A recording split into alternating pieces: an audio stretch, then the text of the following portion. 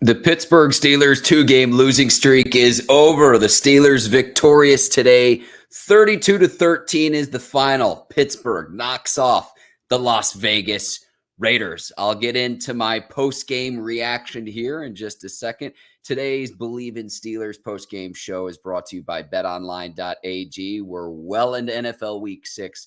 If you want to get in on any of the football action, betonline.ag is the place to do it. You can see our promo code on your screen right now. That's BLEAV to get started over at betonline.ag. BetOnline, the game starts here.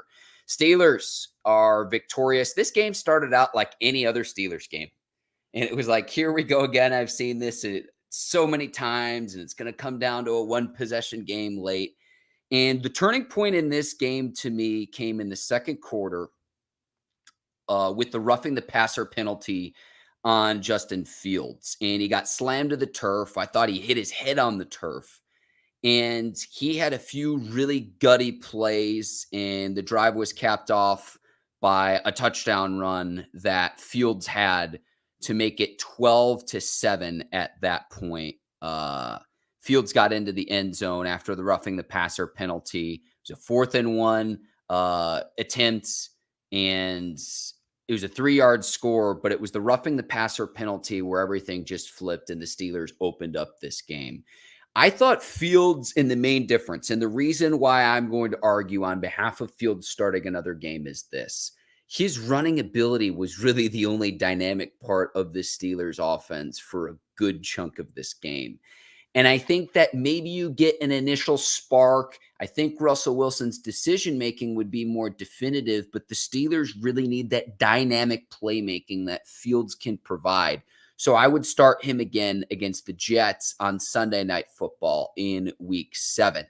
If we're looking at the stats from this game, the Steelers had the ball for almost 32 minutes, just shy of that. They win time of possession again, and you see 14-24 for Fields, only 145 yards through the air. But the Steelers did a nice job running the football, 183 yards on the ground. Najee Harris, 14 carries, 106 yards, and that touchdown, that diving touchdown. I've knocked Najee Harris for his lack of ability to stretch, to have long runs. Najee looks a little bit faster. I don't know if it's because he's more in shape in a contract season, but that was an incredible run that he had for the touchdown. And he leaped from like the 5-yard line and it dove into the end zone, a beautiful end of the run, and he scored there. Fields is well on the ground. Let me pull up those stats right now in the box score. Fields, 11 carries, 59 yards rushing, 2 rushing scores for Fields. Harris had 1. And those were the Steelers' 3 touchdowns offensively. Jaylen Warren was back, limited to 7 yards on his 6 rushing attempts. George Pickens, 3 catches, 53 yards. They targeted him 8 times, so clearly they're trying to get him the football to keep him involved. They had a nice diving catch towards the end of the game. Calvin Austin, 2 catches for 36 yards. Pat Freiermuth, 2 catches for 16 yards. So 145 yards through the air is not great, but the running ability of Fields, they need that dynamic playmaker. And other than George Pickens, maybe Freiermuth to an extent, I don't know that the Steelers have that offensively. So that's why I would start yet another game for Fields. And I know Russell Wilson was active today. It was just the 3rd time in Russell Wilson's career where he's been active and not started. So going into this game, he had started 188 games. He had been active 190 times in his 13-year career. But I think Fields has earned himself another start with that performance. And the Steelers score more than 30 points for the first time in the 2024 season. Let's talk about TJ Watt here, forcing multiple fumbles, the peanut punch twice. He's a magnet to the football. We've talked about his instincts.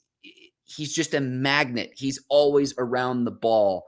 And his forced fumble, the second one, was huge because the Raiders were then going to go score to cut it to a 1-score game, and Watt knocks it out in the red zone in a goal-to-go situation. The Steelers get it back, and they don't look back. And The Steelers win the turnover battle 3-0 today. Dante Jackson had another interception. So you win the turnover battle, you win time of possession. It's not always pretty, but that's how the Steelers were able to turn this game in the second half specifically.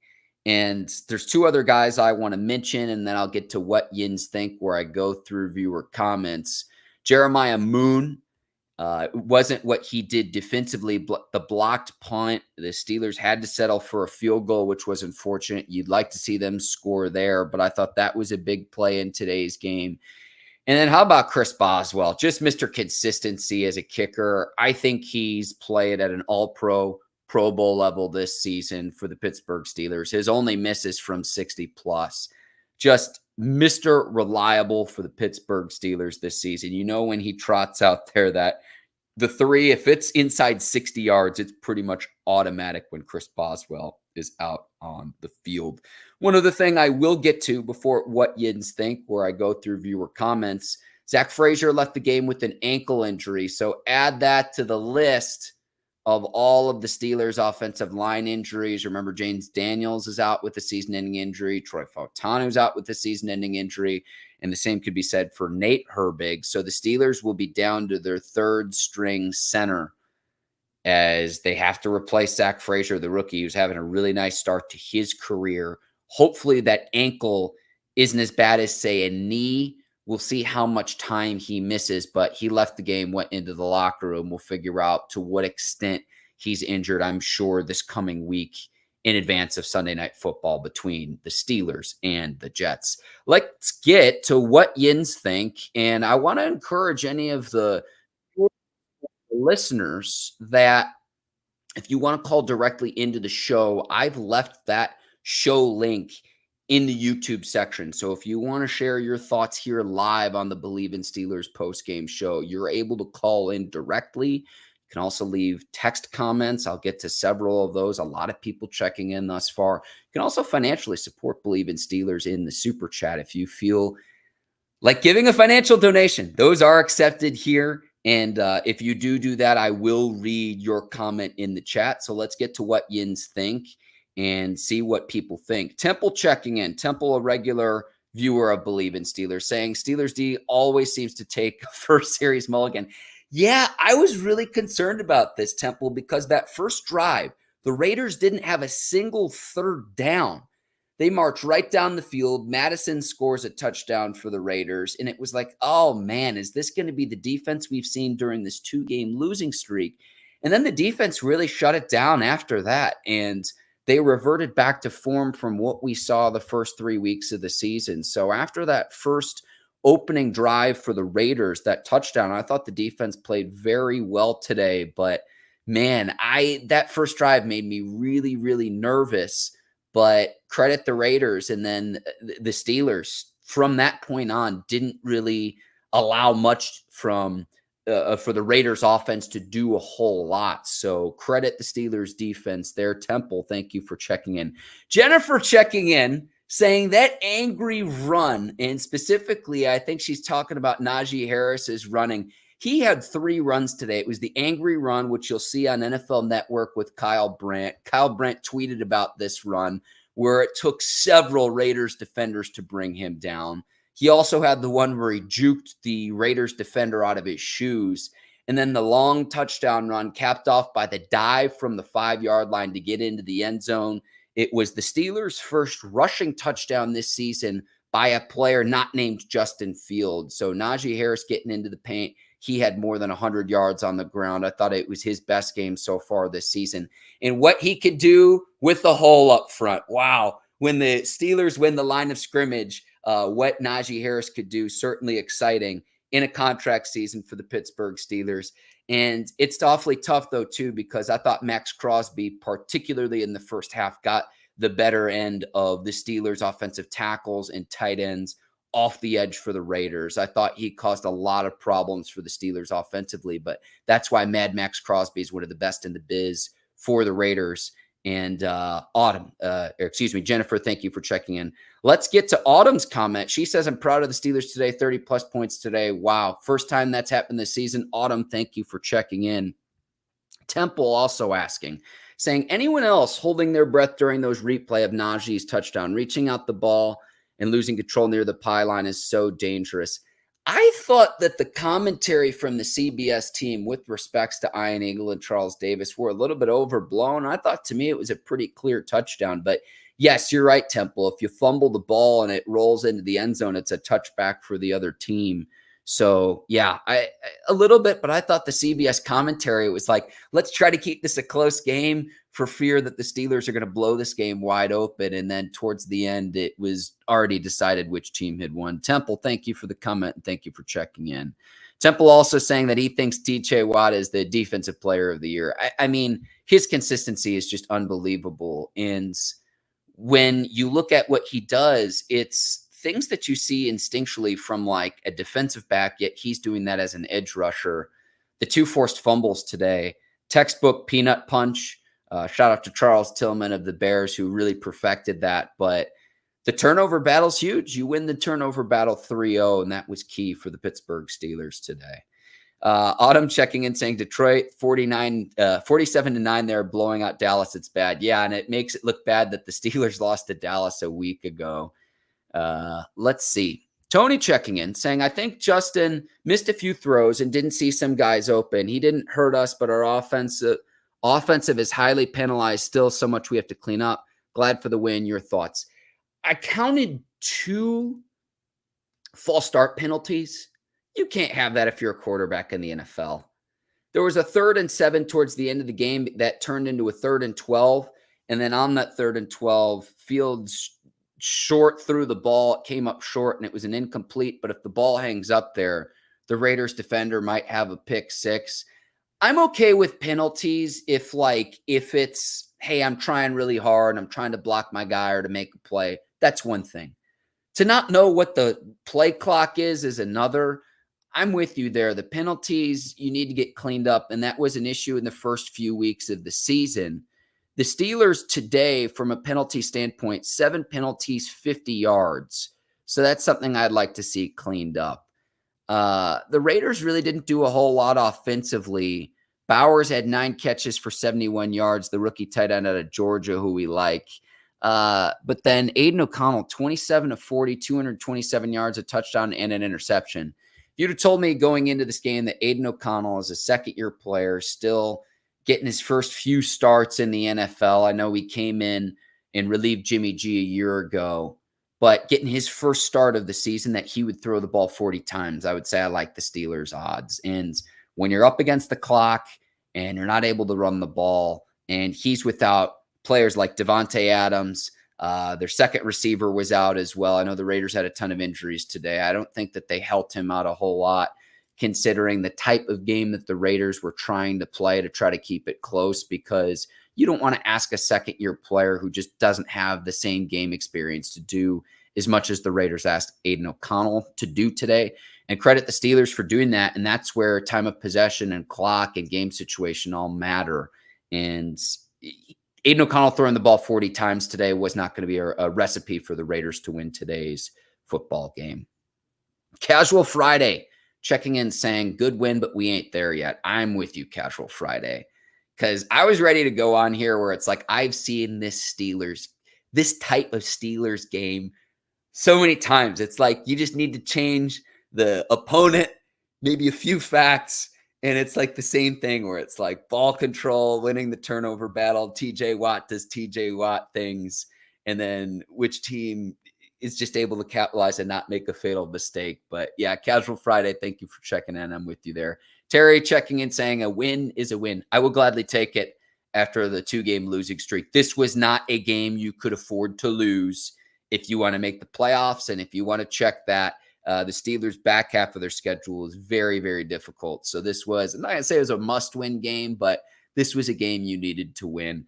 And how about the Steelers fans showing out in Vegas, too? A lot of terrible towels, and I thought that it provided a nice home field advantage even in Las Vegas at Allegiant Stadium this afternoon. Alfonso checking in, saying, yes, Najee was nice today. Definitely shut some people up. All he needs is some blocking. Yeah, what Najee Harris could do with an offensive line. Is Najee Harris a superstar player? No, but he does look faster to me than he has in previous seasons. I know he slimmed down going into this year. He's never had like breakaway speed, but he looked quicker than he has in previous years. And I thought he ran really, really hard today. He had 3 really big runs for the Steelers, and he was the most effective Pittsburgh Steeler on the ground today. Fields was also good. The Raiders bottled up Jaylen Warren pretty well. And I know that the toss play hasn't worked for the Steelers this season by and large, but that long touchdown run Najee Harris had off the left side was a toss play. So I know that a lot of fans say, take that out of the playbook and scrap it. That was a toss play on Najee Harris's touchdown run on what was just an incredible effort, jumping over guys, running over guys. And again, you're going to see that on the NFL Network, Kyle Brandt's angry runs this season, this coming week with what Najee Harris did against the Las Vegas Raiders today. Let's see. Daniel checking in saying happy Sunday, everyone. Yeah.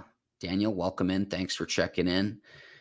Tony saying Pickens says he's always open, but I saw 3 drops and he has hard time separating, getting open. Also, how do you not still put in Russell? Tony, thank you for the comment. 3 catches on 8 targets. It's clear the Steelers are trying to keep a young player involved and inspired. I thought they tried maybe force feeding him a little bit too much, but I don't mind the targets considering he's your best skill position player. And sometimes you make them, sometimes you don't. I do want to see more separation. I want to see more route running than just, hey, go on a 9 route on a streak route and we'll throw it up to you and see if you could come down with it. I'm with you, Tony, in terms of how they used Pickens, but it was clear they wanted to keep him involved and engaged today following the poor effort in week 5 against the Cowboys. Russell, the question I have for you to answer your question, Tony, is let me push back with another question is, what does Russell Wilson provide this offense that Justin Fields can't, specifically considering other than Pickens and maybe getting Freiermuth more involved? What's your plan to get to jumpstart this offense? The thing that Fields provides, and the reason I'd continue to start Fields, is they don't have dynamic skill position players, a guy that can take it the distance or take it the house. Fields can do that. George Pickens can do that. Maybe Calvin Austin in space. Maybe. But like, who's the guy that can't just be a chain mover, but can flip the field? Maybe not take it the full distance, but that can be a dynamic playmaker and a guy who can pick up chunk yardage plays, dynamic plays in the game. I don't think the Steelers have those players on the roster, and that's why I would continue to start Fields. And it's going to be a subject of debate. Again, I think we're closer to Russell Wilson starting. I do. But I would continue to start Fields because I think things changed after that roughing the passer penalty where it was like, if it's not there, Fields was like, I'm putting my foot in the ground and getting this. And it helps the Steelers control the clock. Is it perfect? No. But what happens when no one's open and Wilson just gets rid of the ball right away? It's an incomplete, keep the clock moving. And it's not that Wilson can't move around, but he's in year 13. Fields is still a young player. He still has that mobility and that dynamic playmaking. Unless you're confident that Wilson's passing ability can jumpstart everybody, I would continue to start Fields. And I know it was a really disappointing performance against the Cowboys. I know you look at the passing yard totals, and there's more to be desired there. But him running the ball and how they flipped things around after that roughing the passer penalty to finally score a touchdown to make it 12-7, and then they busted open the game in the second half. It's why I would continue to start Fields because, and I'll say this too, I think that the Steelers do need to make a move to go get another receiver before the November 5th deadline. I'm a broken record saying that now, but they need somebody just to help move this offense around because the other wide receivers on the roster right now, it's just not getting it done. It's just not getting it done. And you can bracket Pickens to where that efficiency hasn't been there. The Steelers, even despite the snap totals from a week ago with the lack of effort with Pickens, they still have targeted at a high rate relative to other prolific pass catchers in the NFL. Go look at the target numbers is what I'm talking about specifically. So, Tony, those are my thoughts there about Pickens, but thank you for the comment. Again, I would continue to start Fields. Chris saying, shout out to Dante Jackson and Deshaun Elliott. Huge pickups this year. Jackson, back-to-back weeks with interceptions. There's a big question mark going into this year. It's like, who's going to be opposite Joey Porter Jr.? I think they're a really nice tandem along the outside. And then Deshaun Elliott, too, making the most of his opportunity at the safety position. Tony saying that Russell sees the field better than Justin Fields, more touch on the ball and getting it out quicker. I'm with you there in terms of what the ability is. My fear is that you just don't have the horses, i.e. the skill position players, to where even with Wilson and his quick decision-making, that's going to be that big of a difference or that big of a spark with this offense. At some point, they're going to need Russ. I don't know when that is, but Fields keeps getting better and better. And again, statistically, you say 145 yards passing. What is that, Mark? It's not just, okay, I'm going to check down on third down and I'll pick up the stats, but we don't move the sticks. It's the running ability, too. He had 2 rushing touchdowns today. And that, to me, was the difference in this game, was Justin Fields' mobility. I genuinely Bleav that. I genuinely Bleav that. Now, how Mike Tomlin handles this coming Tuesday during his Tomlin Tuesday event, who's going to be the starter now that Russell is healthy, it's going to be very interesting to watch, because really to this point, he had been, well, why I'm not going to deal with the hypothetical, because Wilson was the team's emergency quarterback in every game before this week. But again, this is just the 3rd time in Russell Wilson's career where he suited up and not started in 13 years in the NFL. Keep an eye on that this week. Keep an eye on that this week. I've given you my 2 cents there. But again, I would continue to start Fields. A shorter leash. But again, there's still upside with Fields in his 20s versus Russell Wilson in his mid-30s in year 13. Russell Wilson's best years are behind him. Could he be better right now for the Steelers? Sure. The hope would be that Fields continues to get better with his familiarity in the system, with his familiarity with Arthur Smith and the players that the Steelers do have, and then what potentially this offense could do if you go and make a trade for a receiver at the deadline. But what might be more important than that, and especially if Zach Frazier's going to miss this time, this offensive line is really banged up. So you want to go start Russ behind this offensive line now that, again, Frazier's out, Nate Herbig's out, James Daniels is out, Troy Fautanu's out. Several players along the Steelers' offensive line, and you want to put Russell Wilson coming off calf injury in year 13 back there? I say not until you have to. Just my 2 cents worth. Just my 2 cents worth. My name is Mark Bergin. This has been a live edition of the Bleav in Steelers post-game show. I want to thank all of you for checking in. We've got 40-plus people watching now. Steelers victorious today, 32-13 over the Las Vegas Raiders. Now, in Week 7, it's going to be Sunday Night Football, and it's going to be at Acrisure Stadium when the Steelers host the Jets. Jets have a new interim head coach. They fired Robert Saleh. Aaron Rodgers and company will be coming into Pittsburgh. Big game. And I can't wait to see what the Pittsburgh Steelers do against a team that was supposed to be among the AFC's best this year, but it's sputtering a little bit. And I know Aaron Rodgers and Mike Tomlin have a history together. Remember, they were linked post Ben Roethlisberger. Could Aaron Rodgers come to Pittsburgh? So there's mutual respect and admiration there, but what can the Pittsburgh Steelers do and try to go on a winning streak and try to build off the Week 6 win against the Las Vegas Raiders? So another big AFC matchup. Again, the Jets not off to a great start this year. Robert Saleh fired too. So this coming week on Bleav in Steelers, we'll do everything we can do to get you ready for Week 7. The season's already flying by in Sunday Night Football. I know Mike Tomlin plays, gets his team ready for prime time action. I want to thank today's presenting sponsor of the Bleav in Steelers show. That's betonline.ag. On Apple and Spotify, go leave us a 5-star review.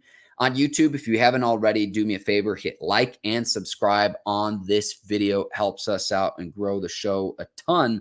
And I want to thank the listeners and the viewers of Bleav in Steelers for help making this show possible and for building the community that it is Steelers Nation. Steelers victorious today, 32-13 over the Raiders. My name is Mark Bergin. I'll see you this coming week to get you ready for Week 7, primetime Bleav, when Steelers host the Jets. Thanks to all of you for watching. I'll see you this coming week. My name is Mark Bergin. Until then, take care. So long, everyone.